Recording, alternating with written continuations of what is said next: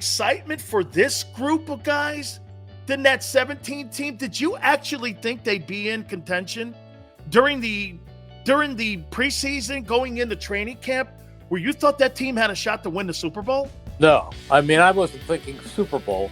I was thinking that the team could be pretty good because we liked what we saw of Carson Wentz as a rookie, and we thought that he was going to be improved. And we liked Doug Peterson. We saw what he did in his first year, and we thought that this could be a playoff contender if everything went well. And that was as far as you went. And then the season began, and they got on a roll. And there was a point during that season where you said, this team could go the distance.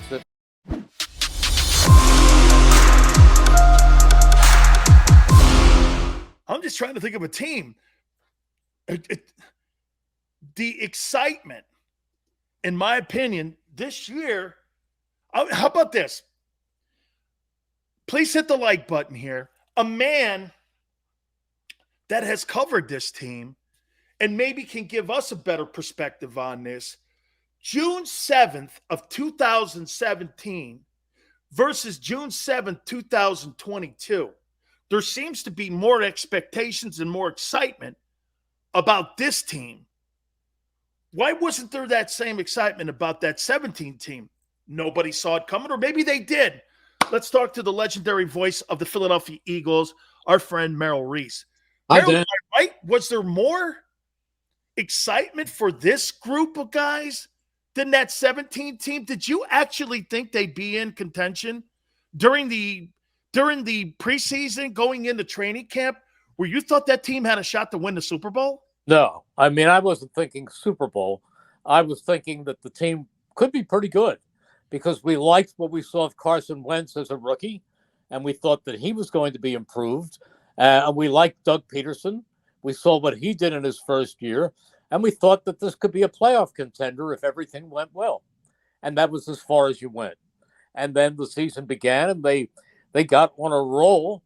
And there was a point during that season where you said, this team could go the distance if everything continued to go right.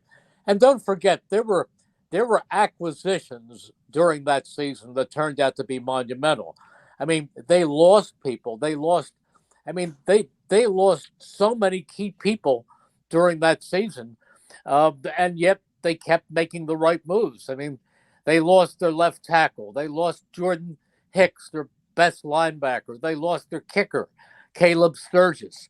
But they kept picking people up, like Jake Elliott from the Bengals practice squad, who made a 61-yarder to beat the Giants that turned out to be the turning point of the season.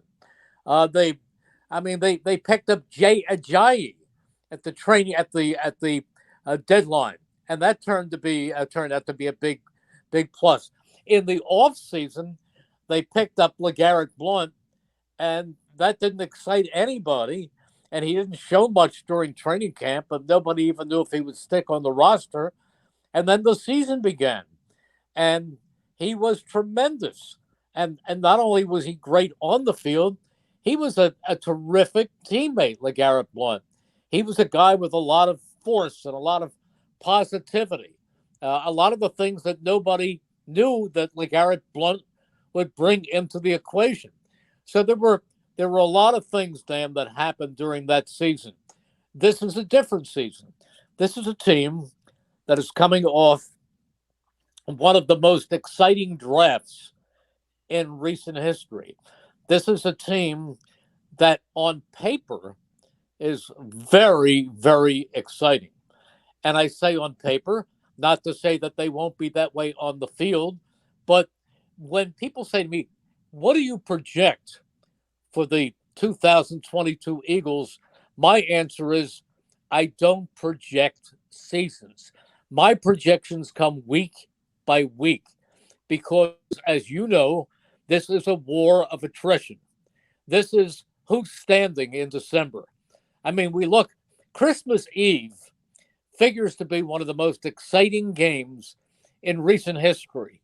Eagles and the Dallas Cowboys, 4:25 in Dallas, December 24th.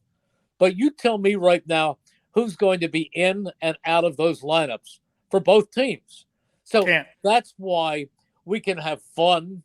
And I understand fans taking out the marker and putting W's and L's when the schedule pops out in May. There was just a column the other week in the Inquirer, game by game. And they do that at the beginning of the season. Then they do it right after the schedule. Then they do it at the deadline in June when they see the acquisitions. But to me, you can only do it as the season goes along. Absolutely. And those acquisitions you made, they may not have looked a lot, of those like A+ moves to fans, but it created the best red zone offense in the NFL when you ended up having LeGarrette Blount and Ajayi down there because the Eagles were so formative inside the 20-yard line going in.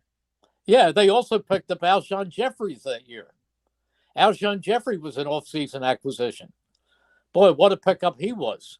And Nelson Aguilar, who had been so-so, had a great year. Everybody had a great year who had to. Oh, and they picked up Torrey Smith, who was a huge factor not only in the Super Bowl, but he was the recipient of that the trick play that they ran in the NFC Championship game against the Vikings. He was part of that. Absolutely. And then here's the other part of it, Dan. We think about. I believe it was Jeffrey Lurie who suggested going into the season, we really ought to bring Nick Foles back as a backup. He'll give you a little steadiness. He's got some experience. And who would know that Carson Wentz, who was arguably the MVP up until that day when he got hurt. Yeah, that when he got hurt, nobody thought that they were going to go then. And you know what? Nick didn't even play that well in the remaining games. He didn't play. Played all right against the Giants. Not bad. Did not play well against the Raiders and didn't do anything special in the short time he played in the season finale against the Cowboys. And then you go into the playoffs and really, Dan, think about the game against Atlanta in the first round of the playoffs. He was okay. And in the second half, he came to life and was excellent.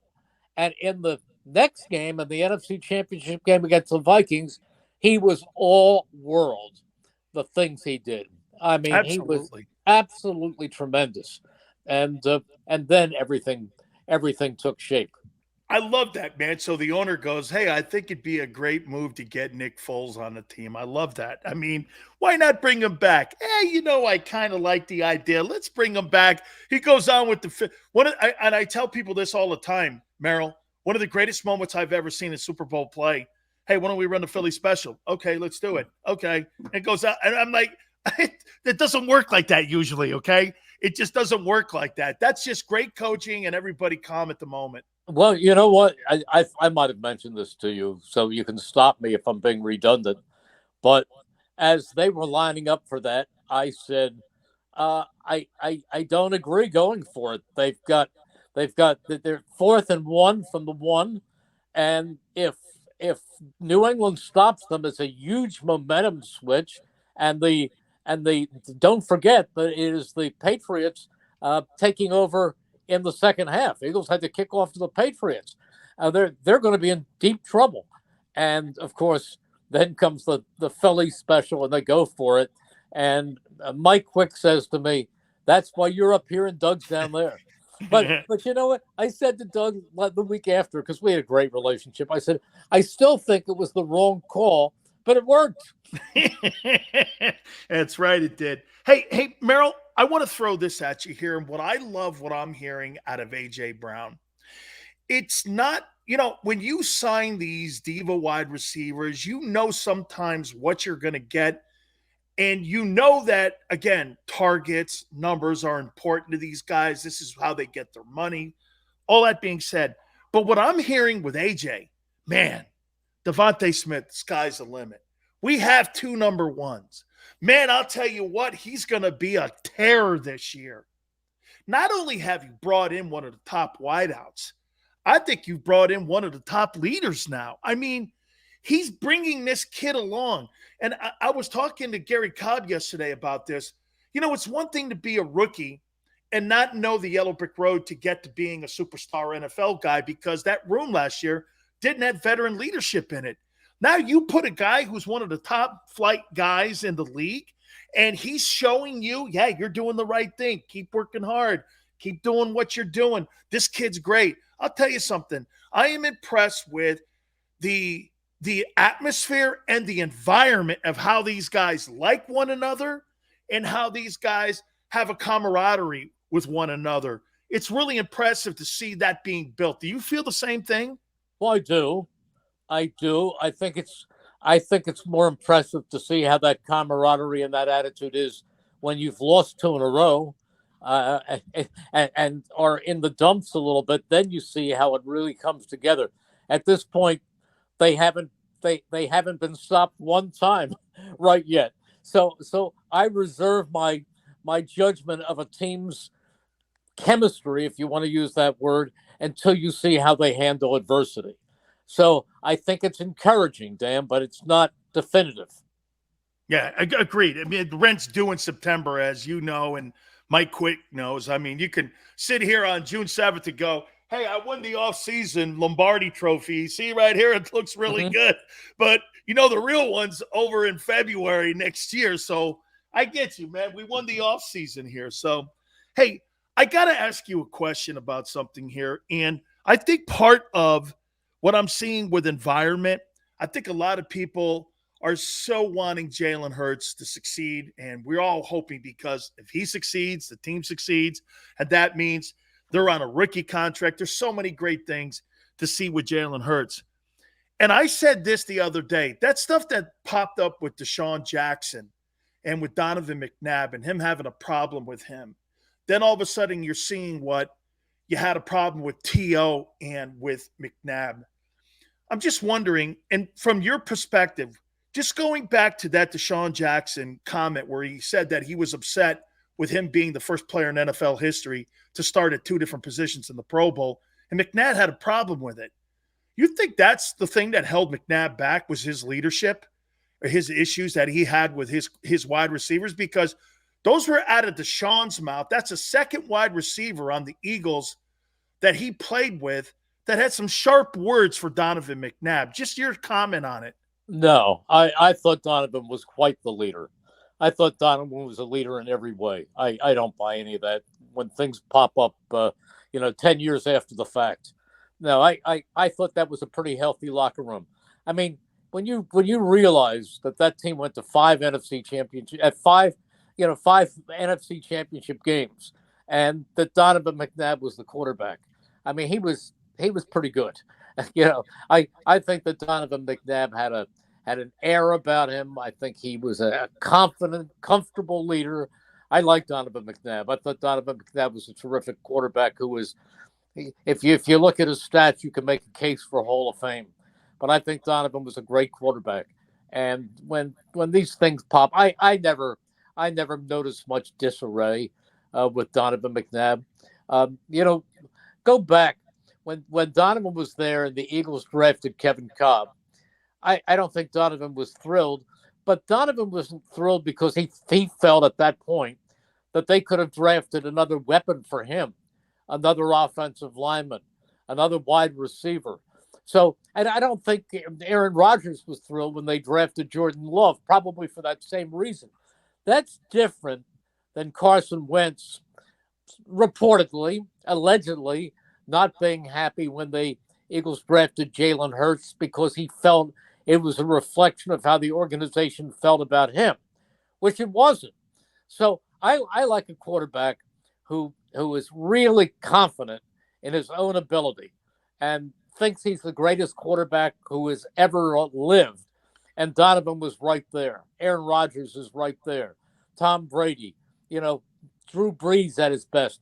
These quarterbacks, the top quarterbacks believe they can move mountains. And that was Donovan. They don't lose confidence. Finally here, Merrill, you're around the game a lot. Maybe I'm old school, get off my lawn guy, and help me out on this because it is a new NFL. The fact that, OTAs, instead of going 6 days, they're going 4 days. They're doing 53 minutes. They're going to tailor down in the training camp where they're not going to go the full route of two-a-days. They're going to break camp early. They're not playing McNabb. They're not playing Jalen in the exhibition games. I know they want to worry about health. I get that. Last year they were healthy, and you even said something about the 17 team. The 17 team was a mass unit, won the Super Bowl. Last year they were healthy as they were ever going to be, and they got killed in the opening round of the playoffs. I mean, where do you land on this? I mean, Jimmy Johnson, I tweeted out, Coach Johnson believed in more practice, more reps. Is that just old school thinking today because of salary cap and what you can not have on your football team? Because you said it, it's the war of attrition, and you've got to get through the war of attrition if you're going to try to win a Super Bowl. Where do you stand on this? Greatest coach I've ever been around was Dick Vermeil. And those teams looked like they were going through the Baton Death March. Yeah. They had the two-a-days, and they were, but he brought 125 people to camp. Now they bring in 90. Right. And it is a different world. I think it says a lot of good things about the Eagles' outlook last year, the fact that they were not hit hard by injuries. They didn't have many of the soft tissue injuries. I mean, they had a few early injuries that hurt. Brooks went down, and Brandon Graham went down with an Achilles. But for the most part, I mean, Brandon Brooks went down. You knew that was happening, but I don't think that was a reflection of the way training camp was run. However, I think you have to be smart. However, I also believe you have to be able to enter the season being able to tackle.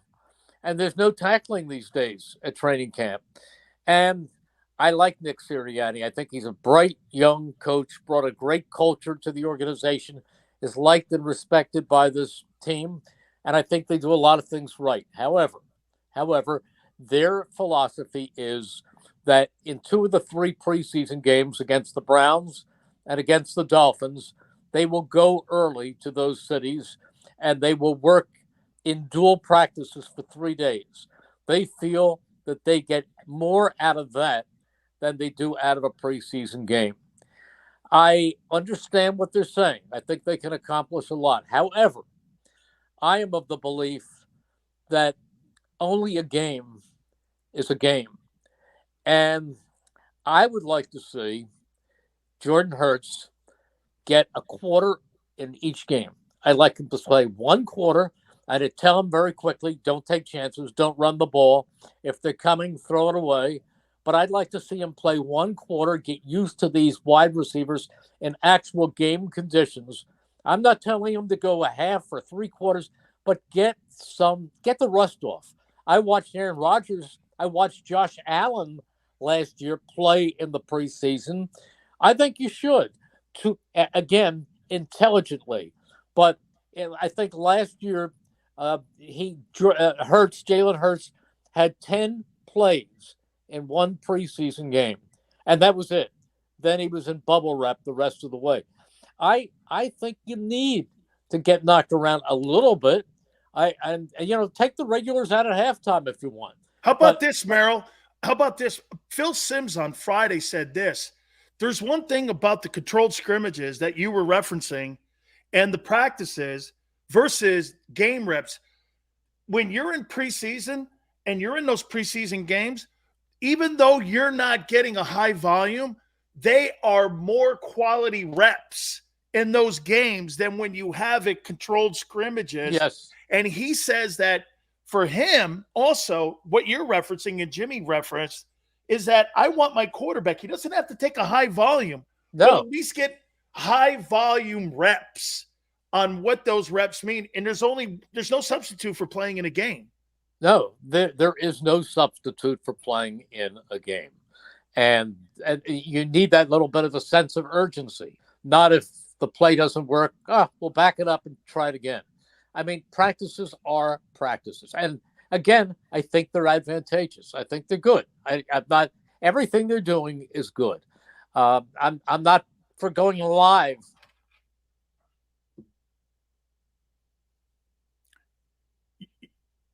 You're muted, Merrill.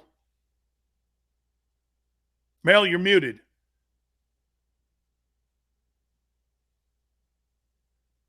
That's okay. Hey, Merrill, we're good. Hey, we'll see you. Xander, we're good, man. You make sure you tell Merrill we're good. We got muted there at the very end. So 2 things came out of that. Okay. So Jeffrey Lurie was the guy that wanted Foles in 17. And Merrill thinks Jalen should play in the exhibition season. We're going to hit on that. Hey, don't forget, my friends, Morgan & Morgan, where the fee is free. If you're hurt or injured on the job, make sure that you get an attorney that's going to do the best for you and your family by getting you the fair compensation. For the people, it's not a slogan. It's who they are. It is what they do. Last 30 years, $13.5 billion in compensation settlement for their clients, with over 800 attorneys strong at Morgan & Morgan, offices in Philly, New York, Florida. There is no law firm that is bigger than Morgan & Morgan, and they will do battle for you. There's no such thing as a fender bender. The call is free, 800-512-1600. That's 800-512-1600. The consultation is free, 800-512-1600. Open 24/7, 7 days a week. And when you call Morgan & Morgan, do me a favor, tell them Big Sil sent you. I'm John Morgan of Morgan & Morgan. When you're hit from behind in a car crash, the insurance company may try to say, you can't possibly be hurt. It was only a few miles an hour. It's simply not true. You see, here's the thing. Getting hit at 10 miles per hour is like falling off of this. 15 miles per hour, like this. And only 25 miles per hour, this. Injured, dial pound law. There's only one Morgan & Morgan.